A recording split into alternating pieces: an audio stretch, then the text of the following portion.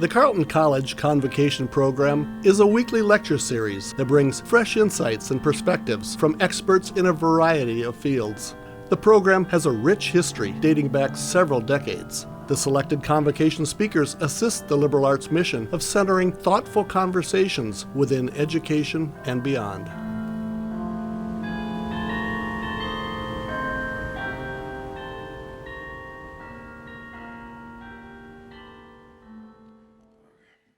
Good morning, everyone. My name is Dylan Johnson. I'm a sophomore here at Carleton College, perspective political science major with a double minor in Africana Studies and philosophy. It's an honor to stand before you all today to introduce today's convocation speaker, Mayor Jaylen Smith. His journey from the small town of Earle, Arkansas to becoming the youngest African-American mayor in the United States history embodies the very essence of leadership and resilience. Mayor Smith's dedication to public service was evident early on. While still in high school, he demonstrated remarkable leadership as the president of the Student Government Association, class president, and a member of the Family, Career, and Community Leaders of America. His commitment to leadership led him to the presidency of Student Voice, which has laid a solid foundation for his future in public service. In December 2022, Mayor Smith's journey took a significant turn when he was elected as the mayor of Earle, Arkansas, marking a significant milestone, not just for Earle, but for the entire country. Mayor Smith's belief that no one is too young to make a difference resonates deeply with our values here at Carleton. As we welcome Mayor Smith to share his insights and experiences, let us be reminded of the impact one individual can make and have on their community and beyond. His story is a reminder that no matter your age, with determination and a clear vision, we can all contribute to making a better world. Please join me in extending a warm Carleton College welcome to Mayor Jaylen Smith.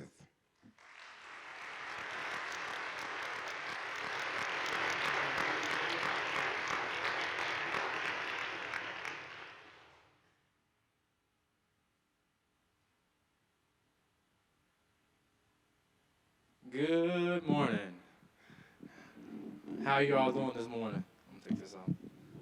Great. I'm very excited to be here in Minnesota on today, on this great Friday. I got here yesterday, and it has been lovely here. I love the coldness here. It's hot in Arkansas, but I'm very grateful to be in the position that I'm in today. But I want to kind of share that story with you, pretty much how I got where I am, and what it took to get where I am. And number one was faith, my parents, and hard work. I believe that, again, you're never too young to make a difference in your community. Because oftentimes we graduate high school in our communities and we go somewhere else to be great. And I believe in saving our communities, just like school districts. Without students, there's no school. And the same for community. Without the people there, there's no community. Because us as leaders don't save the community. The people that stay there do. So I'm going to tell you this story of pretty much how I got where I am. And honestly, I never imagined that I would be standing before you all today. I never had an interest into public service. Well, I did have an interest in public service, but not as far as being into politics, as far as mayor and those different roles. My dream was to become an Arkansas State Trooper. That's what I wanted to do. I wanted to change law enforcement. I wanted to change the trajectory of law enforcement. I wanted to be the director of the Arkansas State Police. But as growing up, when I got to high school, two young individuals asked me to join an organization called Student Government. And when they asked me, I said, absolutely not. But I went home, I looked myself in the mirror and asked myself, do I believe within me? Because I didn't want to make a commitment to service and I didn't believe in myself. Then I got in the position, then others didn't believe within me as well. And shortly after I looked myself in the mirror, I went in my room and I got on my knees and I prayed and I asked God to guide me in the direction that He wants me to go into. And that led to why I'm standing today. And the next day, I got involved in the Student Government Association, and once I got involved in the association, really my entire life changed from there because I saw different avenues, different paths, and really had a deeper conversation of why people and why students advocate and why they make a difference and why they did what they did. And I started to want to be more besides being in student government. When I finished high school, I wanted to be the mayor, the president, the governor, a lawyer, a congressman, the whole 9 yards. And in order for me to go in those positions or go where I want to go, I had to dress like it. So this suit that I have on, when I was in high school, I wore suits to school 5 days a week. And when I got elected, it went to 7 days a week. But I believed that where you want to go, you have to dress like it, because being in a room with other people, you never know who in the room. So when I went to network, I never know who was in the room. In my mind, it was CEOs, it was doctors, it was lawyers, it was judges, it was the district attorneys. But you never know who they are until you approach and you have that conversation. And I believe that so much with doing a lot of network, before becoming mayor, was start expanding my network. So people that I don't know, I love, and I have those conversations with them. And then moving from there, after wearing suits and doing different things in high school, I was an advocate really for students with learning disabilities. So my colleagues were advocating for other things, but I was advocating for students with learning disabilities because I felt that students with learning disabilities deserve the exact same rights as regular students. But in the school district in the state of Arkansas, they was not giving those students the full benefit that they needed. So I was up late nights advocating. I went down to the state legislature, to the Department of Education, to really understand why students are not getting what they need to succeed on to the next level of education. And then from there, going into my senior year of high school, I was 17. I was not legal to vote yet when I announced my campaign. 17 years old, when I announced my campaign, a lot of people took me as a joke, like, this guy really wanna, I said, yeah. And so I continued to press forward, and I shadowed different people, different mayors around the country to really get the experience of how to be a mayor and a public servant. And so when I done that, my constituents took me more seriously. And then I had some people come down the line and say that, well, I'm too young, I don't know anything, or I just graduated high school. But I did not allow what people told me negatively to define who I was trying to become at the age of 18. Because understanding that this thing called life, you're gonna have people that talk about you, good or bad. But for me, people that talk bad about me, there are people just keeping me sharper. So people that are positive are good people as well, but people that are negative, I believe that if you don't have nobody talking about you, then what are you doing? And so I believe that so much, and really people didn't really think, they thought I was the type of kid that I was gonna really, go off on them, but I didn't. I really understood, I really listened to what they had to say, but I just said thank you, and I kept moving, because I believe that, again, if you don't have people talking about you, or you don't have people in your circle that are being negative towards you, then how can you grow as a person, or how can you move to the next level if you don't have people like that in your life? And moving on from there, I ran against 4 people which was way older than me. I was just the younger kid in the race, and a lot of more older people than me, but the people within my community really want to see a change in the community. And I believe that if they didn't elect me, that my community will continue to still go backwards. It wouldn't even be where it's at right now. And I had those conversations with my senior citizens, my community, and the young people. But the young people were what really got me into office. Because young people wanted to see change, young people saw opportunity, young people saw potential. And it was all there. But the thing was, you had to elect a person that really was going to bring that out of the community. And since once I got elected, I was elected December 6th of 2022 as mayor to the city of Earle. And when I was elected, my entire life changed. I've been on the Jennifer Hudson Show. I've been traveling all across this country, to the White House, to the governor's office, pretty much everywhere. But those opportunities are great opportunities to go. But my focus still remained at home. Still remain home to really making the change and really driving the difference within the community. Because a lot of people said that it was impossible for a change to happen within my community. My people told me that they wanted to see a grocery store within my community. And so we brought a grocery store, we brought a grocery store back to the community within my first year of office. And so anything is possible. The only thing we have to do is put our minds to it and understand where we want to go. Because a lot of people we can all say, well, we want change to happen. But if we're not being the change or acting in the change or honestly driving it, how can we do that? And understand with change, there are obstacles, challenges, and distractions. But those challenges, obstacles, and distractions, nothing but preparation for better days, honestly. And so getting my community to really understand that, because at first, when I first took office, I had a council member tell me that, because I came in with my foot to the floor. I was ready to move, but they wasn't ready. But the thing of the matter is they have been sitting in the past for over 40-some years to a community that they have not done absolutely nothing. They done nothing. Because I believe people become relaxed when those around them allow them to. So they became relaxed. And when I came into office, I didn't allow them to continue to be relaxed. I came in with a heart felt of grace, with a heart felt of change in this community because, again, we don't have a lot of time to waste. And we still don't. And I had a councilman tell me that I need to go back where I come from. And it's not broken. If it's not broke, don't fix it. And like I told him, I said, I do agree with you 100%. But I disagree at the same time. Because if we're not broke, then why the city like it is right now? Nobody can answer that question.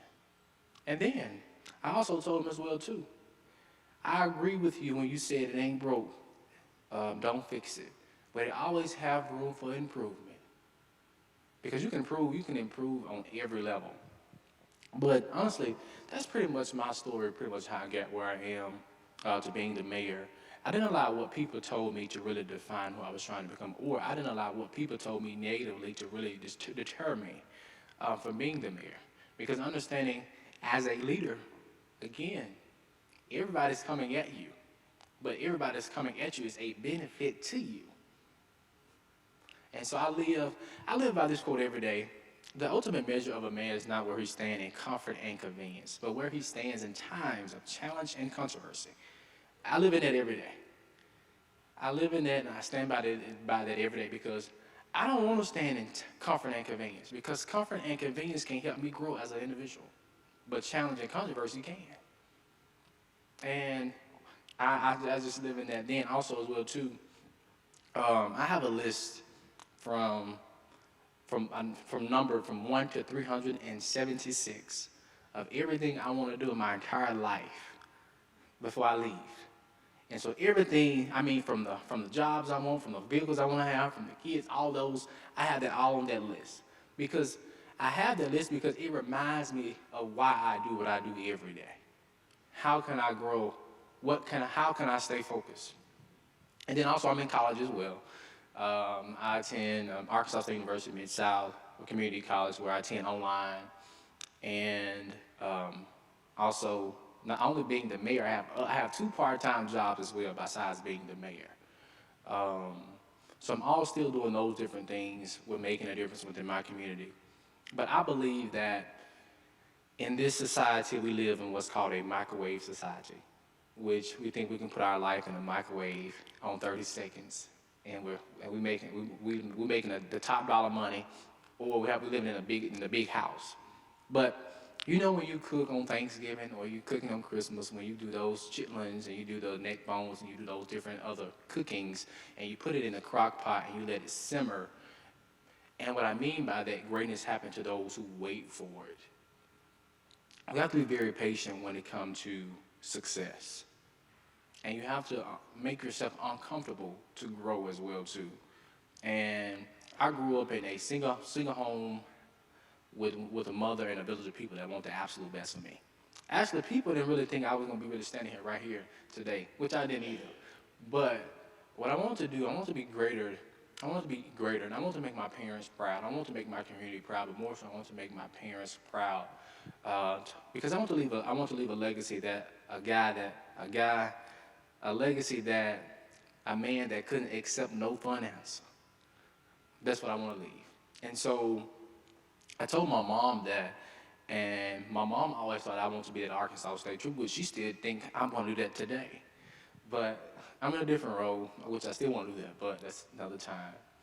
But I'm just very grateful to be in a position not only to be the mayor, but also bridge the gap between this generation of leaders and the next generation of leaders within our community, because this generation is what's going to save community. Leaders in community is not going to save community. We are, as people that are from our community, is going to go back and invest. And I wanted to stay at home first. I wanted to stay at home and be in college. But really what drove me here was I pretty much got tired of people graduating in my community to go be great somewhere else. But then when they come back home, they complain more so than people that stay there. But they're not being a part of the change, or they're not making the investments that we're trying to make in our community. Because half the people that are from Earle, Arkansas, pretty much are doctors, lawyers. They're in these. They have their degrees, but nobody has yet came back and ready to invest in community because they feel like it's not a need there, and it's not money. A lot of times to get to the top, you have to go down first, then go back up. And a lot of people that don't understand that, and now they're understanding that, because when I took office, 3 alumni came back home to start teaching in the school district. Because I said was, how can we save our community when our own people don't come back and invest in it? And only 3 have came back now, to really start doing that, making that legacy, that they came back and then go off to be somewhere else. I'm not saying that you can come back home and stay there forever. No. But what you can do, you can stay there for a shorter period of time to invest at home and then go be even greater somewhere else. But I'm kind of finished there. I don't believe in talking a long time. I just believe just saying the facts of what happened, and that's it. And I can take questions now.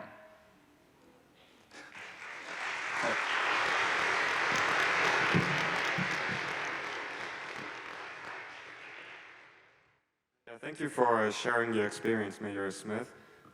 My question is, in your professional life, how does your day-to-day look like? Like, what people do you interact with the most, like you work with the most? Do you have meetings mostly, or is it like working on the computer in your office? Do you have an office? Like, I'm just interested in your everyday life as a mayor. Great question. So my day consists of, which I had dinner last night. And so my day pretty much starts at 5:30 a.m. and my day doesn't end at 12 midnight. And that's 7 days a week. And so I spend 50% in my office and 50% out of my office. And so 50% of that time I'm in meetings all the time. When I get to my office at 6 a.m., this is my first meeting, began all the way to about 12 noon, or it go over. And then the other 50% of the time, I'm going to like speaking engagements, speaking with people in the community, interacting, and doing different engagements. Or if I'm not doing those things, I'm pretty much out of town somewhere on businesses or at conferences. So it's my day pretty much, it all depends what it is, but my normal day is from 5:30 a.m. to 12 midnight, and that's every day.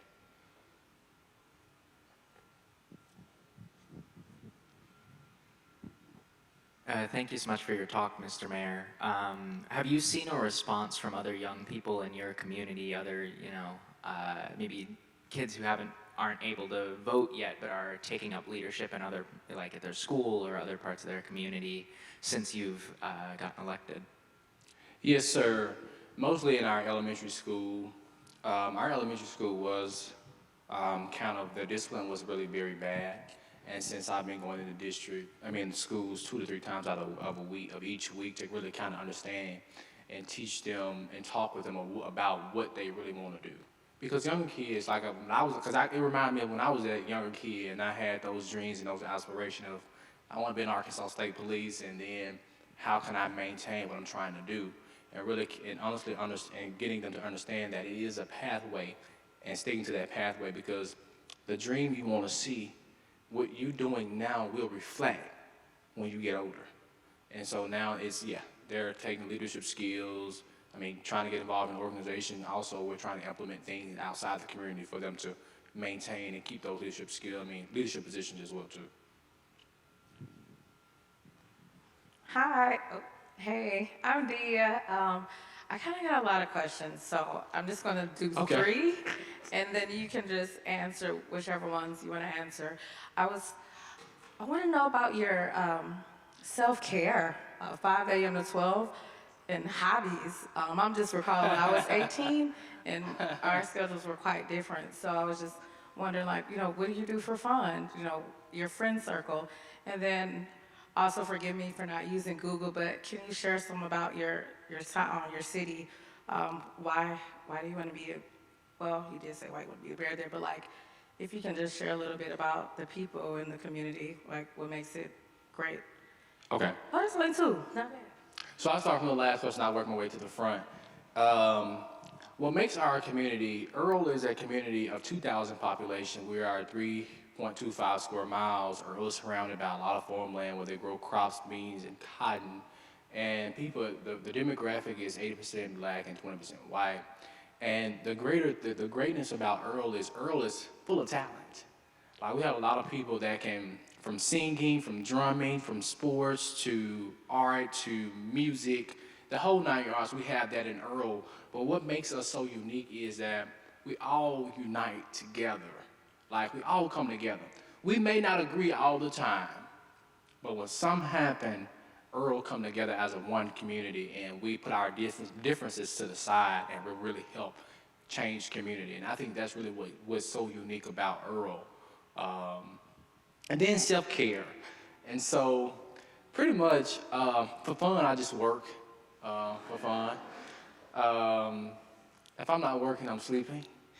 But pretty much, like, what I do, I have one, I don't consider it a down day, but what I do, like on Wednesday, pretty much, is like to really clear my head. I go sit by the river, or sit by some water, and really clear my mind, and really start to think. And then, like, I have fun when I'm out of town, but pretty much since I've taken office, I haven't had a vacation yet, which I'm having that in March, and so I enjoy some time there. But I believe that all that time will come at a later date. But what I do, I'll say work all the time. Well, I do that, but hey. But I believe that time of relaxation, which I do that, but like as far as having fun, enjoying the moment, that time will come. I don't pretty much have friends. I have select people I talk with, but I don't really hang out as much. But I do believe in really having friends. But the reason why I say I don't have as many, because understanding that for me, friends don't get me to destiny, and my enemies do, if that makes sense. My enemies is what get me to destiny. My friends don't. Mm-hmm. Hi. I was wondering, what are the projects that you think are the most important ones for transforming your community for the better? That's a great one. So projects I think important, number one, public safety, economic development, and infrastructure, and education. And so when you're trying to transform a community, you're looking at old habits and old practices. Old habits and old practices will not open a new door. So really getting people to understand, if I want a new business, or if I want a new house, or if I want this new things, I have to get rid of my old habits and my old practices and incorporate something new. Because when people are coming to your community, they look at 3 different things. Number one is public safety, your educational system, and the cleanliness of your city. That's it. And so our public safety is there, and our but our schools are there, but our cleanliness is not there yet. But we will get there. And I'm very confident that we're doing that, because we've been having conversations with an industry. And so when I had the conversation, the guy told me, he's like, I want to be honest with you. I said, I'd rather for you to be honest with me. And he said, you're not prepared, but he said you're working, but you don't even know that you're getting yourself prepared. And I'm like, before he said that, I was like, how can I get prepared? He said, you're already getting yourself prepared by cleaning your city up. And so, like different things, different feedback like that, it's great to know, because if you don't know the things that it will take to bridge community and to change community, you'll forever stay in the backwards. But also, council members can hinder that as well too. You know, because some mayors, which I know, I didn't do this when I first took office. Every business that really attempted to come to the city of Earle, I took it before the city council members. But my council members deterred the people from coming to the community because they asked them all type of questions that wasn't really relevant. Like, you don't ever ask a businessman how much money do he have to really start his business. We don't. I mean, that's not something we want to know. The only thing we would like to know is, you want to come in our community, what can we do to assist you? Because with building community, tax dollars are more important. And so, because taxes is what change and really help build community as well too. Hi, thank you so much for coming. I was wondering where you see your career going in the next 5 years. Great question. So, I have already planned it. So my plan is to be the mayor 2 terms. That's 8 years. And then after being the mayor, I plan to run for U.S. Senate. Probably, I'm not sure how many years yet, but I'm looking towards 8. And then after that, my plan is to be the governor of the state of Arkansas entire term out. And then after that, my plan is to run for the president of the United States entire term out. And then after that, my plan is to go back to my community and continue to do the work to really bridge community. Yeah. Hi, thank you. Hi, what type of city council do you have, and what is the makeup of it, age-wise and gender makeup, and how would you describe your relationship with your city council? Great question. So, majority of my city council members are older. Most of them majority black, one white. And we have one young person on the city council, which he's 23 years old, which he's running for state representative as of right now. And my relationship with city council members, I can say they're okay. I'm not gonna say they're concrete, because I don't play along to get along. And I really call out really what I feel that people in the community really want to see. So I have some council members that are afraid for change to happen because they believe that people are really gonna take their seat. But really, when you're doing change, you really have more respect for people, because the people want to see change. And really, with my council members, they never had a mayor to come in that's really pushing the drive for change. And it's like, when you've been stuck for 40 years in the same spot and you don't want to change, that question is, why should I change now? But the thing is, it's not about us as leaders. It's about the people that we serve, and understanding that I can be stuck for 40 years, but I'm hindering my people and my community. But our relationships are they're getting better. Like, my city councilors don't call me for nothing, because if they do call me, they know I don't entertain of what craziness they have to say, because they haven't done anything to really change or help me move the community forward. But what I can say is, I challenge them every day to put things on them. Like, I spent more time in the office changing ordinances that have never been changed since the city has been established since 1905. And they're pretty much intimidated because I came in doing that. But in order to really see the change of your community, you have to do things like that. And I was kind of offended because I'm spending more time doing that when I can be spending more time really driving and changing the community. But in order for the change to happen, you have to really update ordinances and start finding people in the community. Hi, my name is Jack, and I actually heard about you like about a year ago, and I was like, and it's cool to be able to see you in person, but like my main 2 questions are, so I'm from like a red state in the South. I'm from North Carolina. Like, I'm like Arkansas. Like, there's a big like gerrymandering problem, and also like a lot of the state legislature is controlled by like people who are over like the age of 60 or 50, and it's a little discouraging almost, because it's like, when your state legislature is run by people who are 10 years younger than your grandma, it's like, it's hard to kind of have faith in that. And also like the state I grew up in, North Carolina, in 2012 we were still leaning towards Republicans for the majority, but we had 3 Democratic congressional districts and 9 Republican congressional districts. And now we're a little more balanced, but I'm just like, I was wondering, are you concerned about like kind of the future of like the House in the House of Representatives in like the United States, sort of, in terms of like gerrymandering as far as like states like Arkansas or North Carolina go? That makes sense. Most definitely. I'm very concerned. Politics is not politics anymore. In Arkansas, we're a predominantly red state. And so I say this in a lot of my speeches that I give and I talk, that our leaders, like pretty much in red states and also in the White House as well too, our focus is really not our state we serve, if that makes sense. We tend to spend more money somewhere else versus spending it within our state to really bridge the gap and save community. And we have a lot of leaders, again, that have been serving in offices, but they're comfortable. So, like, I have all red U.S. senators, Congress members, pretty much on federal level. They are pretty much red, but their focus is really not the Arkansas. Their focus is trees in Florida. And we have the most porous infrastructure that you can have in the state of Arkansas. We do have. And it's the same way with people that's in the House or in the Senate. Our focus is really not where we serve. It's somewhere else.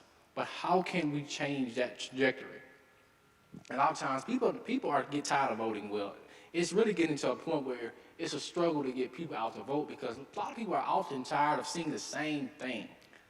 We elect people to do a job, and they're just sitting there comfortable. But they continue to come up with all these excuses of what they're going to do and what they're working on. But how can you really help change the people and community? Now, with the state level, House and Senate, they have all their money coming from the federal government, and so they delegate where their money goes and different things like that. But in the state of Arkansas, our state representative seats is 2 years, and the senator's seats are 4 years. But they're too busy talking about something that really, like, the governor passed the Learners Act in Arkansas, which is basically she's attempting to turn all her public schools into private schools. But I disagree with that because everybody should have the right to have a free education. I don't believe people should have to pay to go to school or get educated. That's something the state should provide. And they're doing that in Florida where they're turning all their publics into private schools. And so I actually have a school district that's in state control right now that they attempted to turn it into a private school. But I couldn't allow, because my people within Earle cannot afford private school. And the state only pay a percentage, but the parents have to come up with the other half. Like the state minimum wage is $11. Like starting pay, like the minimum wage is $11, and the total income is $31,000 a year. But if you do 11 and you do all that math, that won't even add up to $31,000. So it's like you're undercutting really the people in those states, but really it really takes more people really getting involved really to understand that.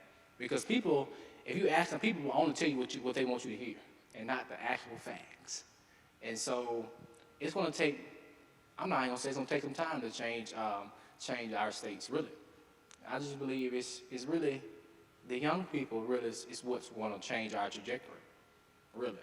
This is what going to change our entire states, because we need people in offices or in position that really put people first and not ourselves. That's what we really need in office. Because like my office I'm serving in, I don't care. It's not even about me. It's about the people I serve, to getting them to reach their full potential and their full benefit that they need. Now, a lot of people tend to run for office at the local level, you can get a lot done at the local level versus you can at the state level and the federal level. But it's good to have people in those positions because you can delegate that money to states. Then also in red states as well, they hold on to the money. I'm telling you about Arkansas. So Arkansas, we have a part of Arkansas called the Delta, and we have a northwest part of Arkansas. So northwest part of Arkansas get all the money, and the Delta of Arkansas is struggling to survive. Northwest get every dollar, and the Delta part is struggling to survive. If you come in Arkansas from Fayetteville, Fort Smith, that's the most beautiful places, the most beautiful spot in the part of the state. But if you come towards the Mississippi River in Memphis, you come to West Memphis, you come to Earle, all those places, you're like, why I come to? It's a straight circus because all that money, which it's also take money to save from it too, but all of that money goes to like the northwest part because all of them down there are Republicans, and plus our governor's Republican too. But that's just what we're living in. But we really want to move into a time where it's really not about these parties; it's about who can serve the people. You spoke on this yesterday when I talked to you, but I kind of just for everybody else to hear. I know you speak about your enemies sharpening you and people who are negative sharpening you, making you better. How long did it take for you to realize that and understand that? And especially as a young person, it's really hard for you to understand that sometimes, and you get lost in it. When did you have the epiphany or that moment where you were like, these negative people are gonna make me better, so I gotta take positive out of a negative situation? Great question. So coming with having mentors, and then not only having mentors, but having, I had a principal. They gave me the blues for 3 years. I was stressed, everything. And so her and my mentor really helped me understand my enemy's part. And at the time I was going through with her, I really didn't know really what I was really going through because I wanted to give up. And I wanted to really, I wanted to walk away. So I did have a lot of darkness days of where I did have those thoughts. But really understanding from there, just really understanding from there at this thing called life that you want to have people that really talk about you, and whether it's good or bad. But understand that people that do talk about you negatively, it really kind of gets you off your butt and really kind of really motivate you really kind of to continue to go on. Because you want to try to prove people wrong that really talk negative to you about that, right? You want to try to prove people wrong. And that's really what I wanted to do. Everybody that talk negative about me, I want to prove them wrong because I'm going to say, I did it. And then they're going to say, I knew you could do it. But that's what people do. It's really, I believe it's really meant for it to happen, honestly. Because it also plays a part with getting you to the next level. Because when I had some coaches that taught, which some of you probably did when you was in high school, you had coaches that talk crazy to you and all did everything and all that. But those coaches really, in reality, really was preparing you for the next step. But we don't know that until we really get to something similar. And you're going to look back and say, well, those coaches really helped me to get me to understand that in order for me to do this, they had to really talk to me like that or do this and do that. But it's really, they just saw something in you that you don't see in yourself. A lot of times, your enemies see that too. Your enemies see something that you don't see in yourself. So it's their job to talk down on you to really get you to come out your comfort zone and really to really get you to the next level, really. And so that really will help me all the time. Like, I have a person on my staff that's very difficult. I hired them to be difficult on purpose because I don't want them to agree with nothing I say, because I want them to be difficult to me, so they're keeping me sharp, like as far from the clothes I wear, from how I talk, how I present myself, all of that. Which some days I still get frustrated, but it's their job to do that to me because they're not doing anything but preparing me for the next level. Thank you for joining us here today, Mayor Smith. Like some of my peers, I am from the South as well. I'm from a red state, Texas. I'm blessed enough to be from Houston, where it's mostly blue. And I have a couple of observations and questions that I really wanted your advice on.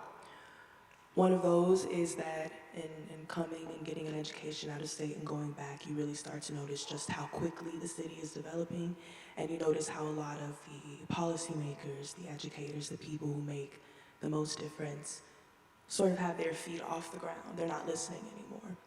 And I also notice how a lot of my peers and people younger than me are very passionate about these things, but they have to make rent. They have to be able to buy their groceries to get by day to day. And so I'm wondering, how do you encourage your peers to be able to be active while also recognizing their means to live? And how do you work with the elders in your community to get them to come back down to the ground and really be aware of what's going on right now, not what was 10, 20 years ago? I got you. So with the elders, I kind of really connect with elders a lot. Because really getting them to open up is sometimes, like with me, I had to allow them to go back 10 to 12 years, like to really get their experience of how they came up. Because really, if you don't have an understanding of how our elders came up, it'll really change your mind on life. Because what you want to do is you want to prevent from what they went through to come again. And so with them, the longest I've sat and talked with Earle, like 5 hours. And they did most of the talking, but the thing was, I really had to really mentally prepare myself for that, because really talking with them is really, they really know what the world is really gonna come to. Like literally, they can tell you the exact picture of everything. But it's just really having those conversations and understanding that our elders will be honest. They won't be honest to the fullest. But we just really have to accept that and just continue to move. And so, like, my elders in my community, they helped me a lot, like, seriously, with understanding, like, how can we get, like, my question to one elder was, why do you all be so uptight, like, for young people? She like, because we know they're not going to do anything. I said, but how do you know if you're not giving us a chance? She was like, okay. She's like, I'm sorry. She's like, I'm sorry. I was like, okay. And I was like, I said, I want to make a difference. So how can I make a difference? And I have other elders to really, be harsh on me, because I believe that the older people are for counseling and the younger people are for war. She's like, you're right. And so really getting them to understand that their job, they already completed their job. And so their job is now really to help us and counsel us through the fight and through the struggle of we're trying to get through, because they went through it already. And what was the other part of it? I'm sorry. Encouraging your peers to be involved despite what they got to go through. Okay. So the encouraging piece, really defining what you want to do, like as far as with peers. So like if you wanted to be like I would say a city council member or whatever, I know that which you have to get involved, go to churches, go to meetings, and different things like that. And understand with city council members, they're the legislative body, so they're gonna, anything that happen in the city, they pass it. I don't think the mayor's job is just to execute it. And understand that you're gonna have council members will get the more backlash than the mayor will, because they have to really vote. And really keeping that encouragement is really goes back to your enemies, because they're really just preparing you for the next level. Like for me, I know I want to be a U.S. senator or whatever, but I have to really find my enemies to really help me and prepare me for that next level I'm trying to go to, and understand that everything that happens is not gonna go our way. Like, it's not gonna go our way, and just be more patient and just stay encouraged. Because if we knew everything that happened in life, we wouldn't have no faith. So understand that just trust in who you believe in. Like I trust, faith without works dead. I trust all of that so much. But really, when you getting in position, you just, nobody will really come down harsh on you, like it's harsh when you first take an office. But if you're doing right, you're good. But you still want to have those people in your inner circle that really telling you, well, that wasn't a good decision that you made, whatever the case may be. And you don't have to go back and agree with them either. You just have to really agree to disagree. And I would just say, honestly, stay encouraged. Like me, it's not easy as people really thought it would be. This job ain't. I thought it was easy when I took office, but oh my God. Like, it's really not the people that you're really most so working with, it's your colleagues. It's like your council members, those other people, because like for me, I can honestly say this. Everybody in my county is intimidated by me. Very. Like they're very harsh in many cases. Like my city council members are very intimidated. I have everybody like the county people, elected officials, quorum court, state representatives, all they're very intimidated because they feel like, well, I thought this guy was gonna be coming in, he ain't gonna say nothing. But I'm holding them accountable. And that's the intimidating piece. But I mean, if you've been doing your job a long time ago, I mean, it really wouldn't do that. But when young people get into office, people want you to agree with them. If you go along with them, then they love you the most. But the first time you disagree with them, that's when everything was harsh. So I'm gonna tell you this record and I'll be through. Like when I came into office as the mayor is supposed to do the budget. So the mayor's responsible for doing the budget for the city. No mayor in my city have done a budget in 13 years. Treasurer done it. The mayor didn't do it. And so when I went to my city council and I asked them, I said, why am I not doing the budget? Well, she got it, she doing this. I said, how am I supposed to learn if I don't have the budget?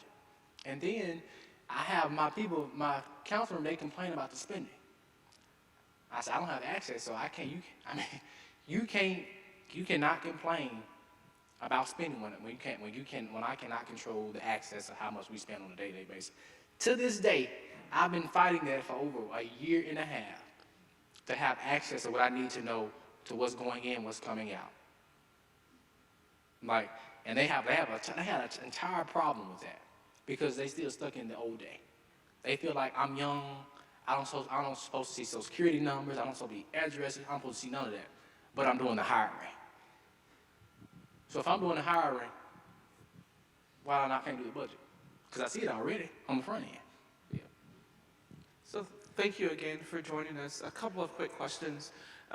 One is, when you talk about sort of shaking things up, what does that actually mean in your community?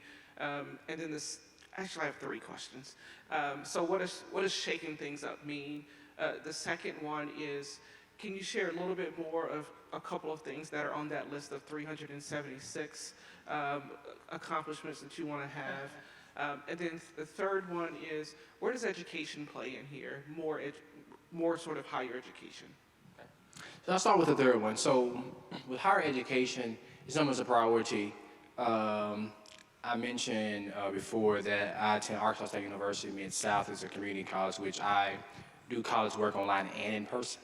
So I also plan to be in college probably like for the next 25 years because I'm in college now for a general education degree. And then after that, my plan is to go for criminology and criminal justice. Then after that, my plan is to go into political science. Then after that, plan is to go to law school and all that different type of things as far as higher education. So I've been in school for a long time. Besides being on the journey I'm on too.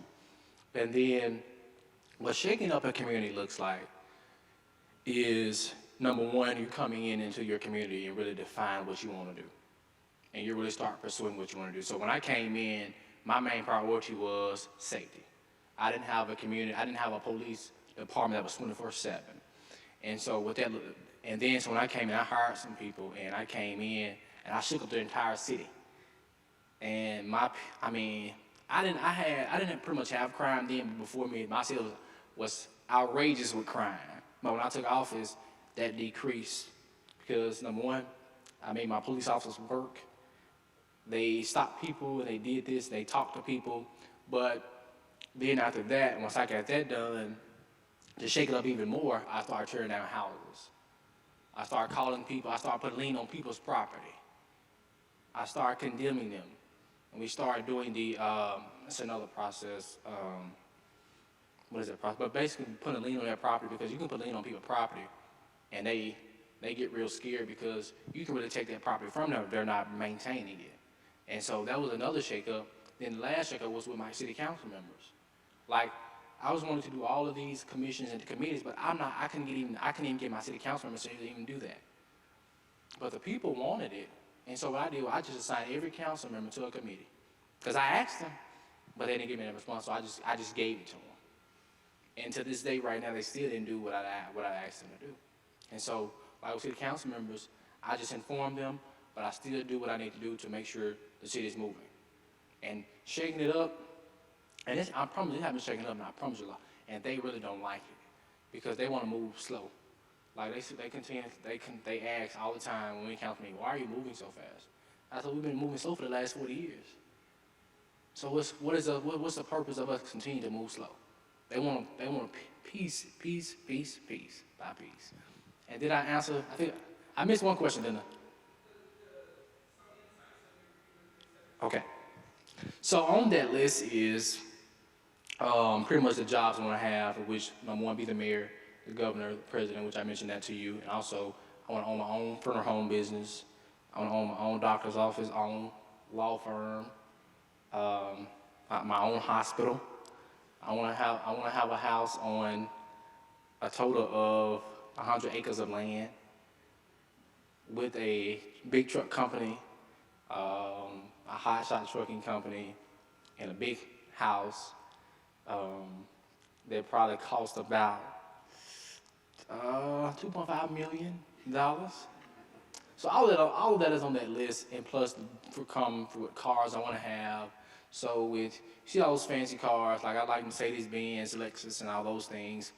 Kias, what else I have on that list? For our suits as well, like the color suits I want, and all the nice suits I got. And there's a lot more on that list too. And like also the places I want to travel to, like Paris, Europe, South Africa, Canada, all the states I want to travel to, all of that's on that list as well too. Yeah, no problem. What was my question? Oh, yes. So you're talking about a lot I'm hearing you talking about taxes, and you're talking about infrastructure, about ordinances, about budgets. So, none of these things were things that I concerned myself with as a high school student. So in what areas did you feel like you had to really skill up in when you became mayor, and how did you do that? That's a great question. So any role I get into new, I listen to the people that's been there 2 weeks. That's it. I listened to them 2 weeks, and with being involved in student government, we did budgets. We created laws, we created policy. And we're getting into city government, and I had a lady that was she was my city clerk treasurer. And so I listened to her for 2 weeks. My last week, she took more advantage of me and tried to get things done on her private agenda. And I'm like, no. And then I really had to think to myself, I really got to take control. And when I took control, I started learning about different ordinances, our policy, looking at numbers. And what I told her was, I'm not good at numbers. I said, but I know when something's not right. I said, so don't be offended when I come back and I ask you questions about numbers. And I'm a guy, I ask over 1,000 questions. In high school, my last year of high school, I sent my superintendent over 250 emails. And with her, I'm almost about I'm over that number.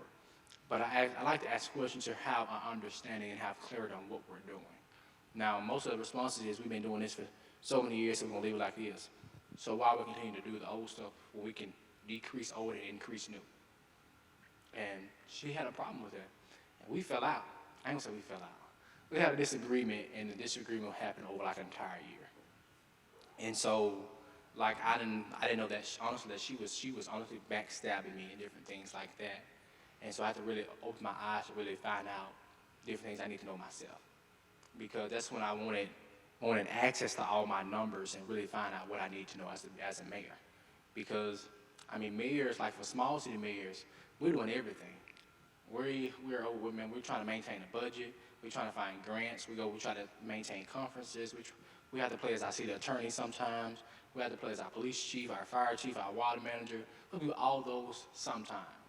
And so, and then plus on top of that, more things. So we have to really try to create programs for our youth, attend city council meetings, all these meetings on top of the other stuff. And so like if you go to a bigger city, they have all the staff that really do that for them, so they're really not tied up. But as far as small community mayors, we're handling everything. And so I had people in position, but I didn't trust those people that I had in position. So I had to get rid of those people, and I hired more people in the positions. And I'm still on 50% of not trusting them either, because you don't want to put so much trust in people that they believe that you believe everything they say. You want to have some kind of no trust somewhere to really help each other grow. Because I believe as co-workers, you're not supposed to agree all the time on what they need to be agreed on. You can have some differences, but it's not doing anything but making your relationship stronger. And so she didn't realize that, and that's really what was happening. Like when we was in a disagreement, it was not doing anything but making our relationship as stronger as it is, make it more stronger. Like, because our relationship was weak, so it was just really building in those phases. But she thought I was just trying to intimidate her or take her character or challenge her experience, which I wasn't trying to do that. But you have a person that knows everything. Like, we have a city, like we're in a crisis right now, and we have one person that knows the ins and outs about the entire city. Only one person. Like, if anything would happen to that person, our city would be stopped. We wouldn't know what to do, because only one person knows everything. And then when you take it to the city council members, they want to continue to defend a person that's been there 13 years. And like I told them, you could be in a position for 13 or 40 some years, but somebody else can come in that position and do it better than what you did in 13 or 40 years. But honestly, yeah, I really just doing that, that's when I really took ownership after those 2 weeks I took office, to really learn. Because I like to know a lot. Like, that's why I stay so, I ain't gonna say busy, but that's why I stay so tied up a lot, because I want to pile so much knowledge in this head that I can't afford to pile no more in it. We have time for one more question, Okay. and you get it. Thank you, Mayor Smith. I have two questions. The first is, what has your experience been working with colleagues or holding power over people who may be older than you or have more experience? And the second is your opinion on the voting age, if it should be lowered or if you think it has a barrier. Okay. The first question, I would say amazing. I would say amazing, even though my council members and I are having challenges. But it's not doing anything but making us a stronger body. And I stand in challenging controversy every day. And so any challenge or obstacle that we face, I love it so much, because it's just really teaching us a lesson to really help us all level up to the next level. So I would say my experience has been phenomenal. And I don't take anything back that could have happened. I'm glad it did happen the way it's happening right now. And with the voting age, like what you can do as far as voting, if you're turning, like, how do they put it? So like if you won't be 18 until, like, I'll say November 1 or something, you can actually register at 17, and you have to make sure that you're 18 by the voting. But I do agree, voting, you can go down 17 or whatever, but you also can register early to also be on the ballot for the next election. But the thing is, how can we get more young people really registered to vote, and how can we really understand and get them to the polls to really vote and have an understanding of who they voting for before they make the vote? Because honestly, I don't know, but I believe that this voter turnout is not going to be as big as it was in the previous years. Especially the presidential election. I don't believe it's going to be a lot of people voting for president. But it's very important that we have everybody to vote, to really understand that voting really is our voices. Voting is the power of us. Because honestly, the president is working for us. He's not working for himself. He works for us as the people. And really, going to vote, I can really say a lot about voting. But I know when I voted, like my first time voting, I was happy because I voted for myself, really. But it just worries me about, like, this next voting cycle, because who can I really vote for that's really going to make a difference and save community and also provide more opportunities and help people to the next level and live the best quality of life. And that's like a hard decision to make because a politician will tell you what they want you to hear, but will not tell you the facts. But I believe in telling people the facts because I would rather tell people honesty to help educate and prepare them versus I'm telling them something that don't even really matter. I'm going around to Arkansas, then hitting Mississippi, them back to I didn't really answer the question, you know. So we need more people. We need to really understand who we vote for. We make that vote, and I honestly agree. You can't make it lower if we really wanted to. We could, but when we do that, will we have more voter turnout in these polls? Very good. And on that, we must conclude. Thank you, Mayor Smith, for being here. Thank you all.